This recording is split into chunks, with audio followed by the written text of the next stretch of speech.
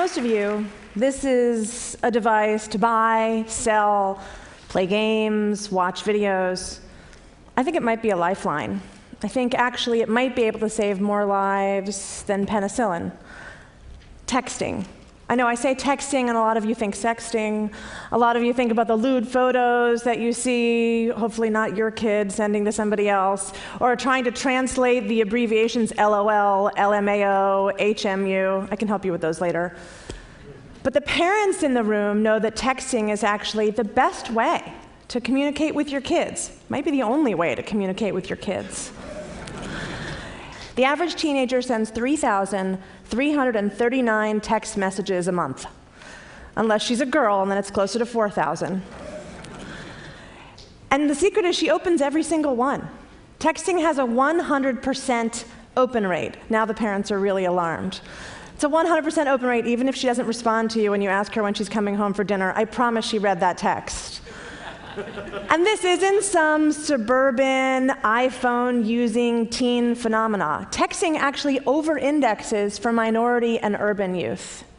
I know this because at DoSomething.org, which is the largest organization for teenagers and social change in America, about 6 months ago, we pivoted and started focusing on text messaging. We're now texting out to about 200,000 kids a week about doing our campaigns to make their schools more green or to work on homeless issues and things like that. We're finding it 11 times more powerful than email. But we've also found an unintended consequence. We've been getting text messages back like these. I don't want to go to school today. The boys call me faggot. I was cutting. My parents found out, and so I stopped, but I just started again an hour ago.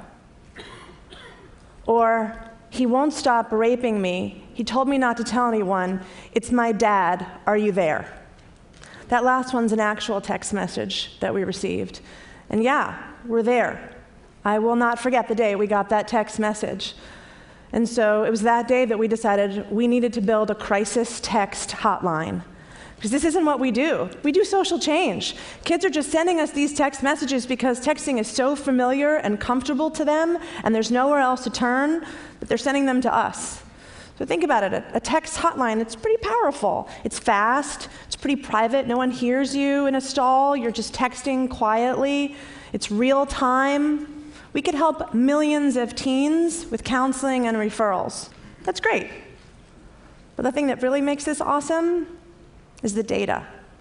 Because I'm not really comfortable just helping that girl with counseling and referrals. I want to prevent this shit from happening.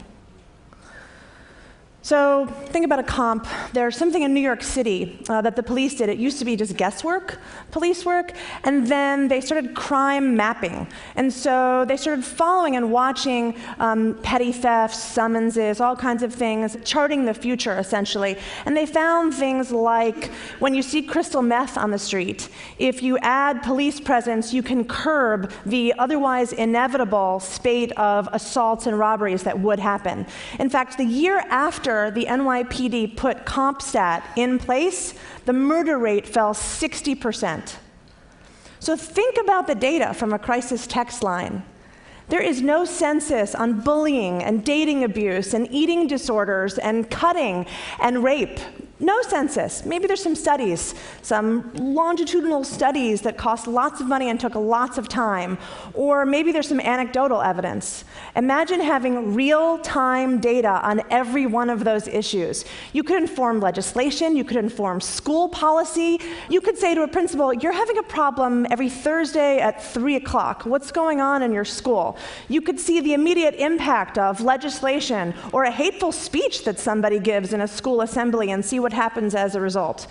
This is really, to me, the power of texting and the power of data.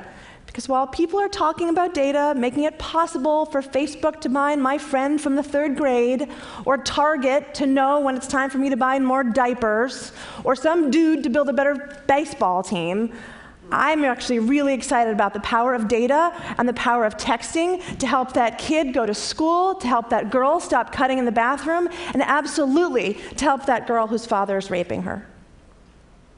Thank you.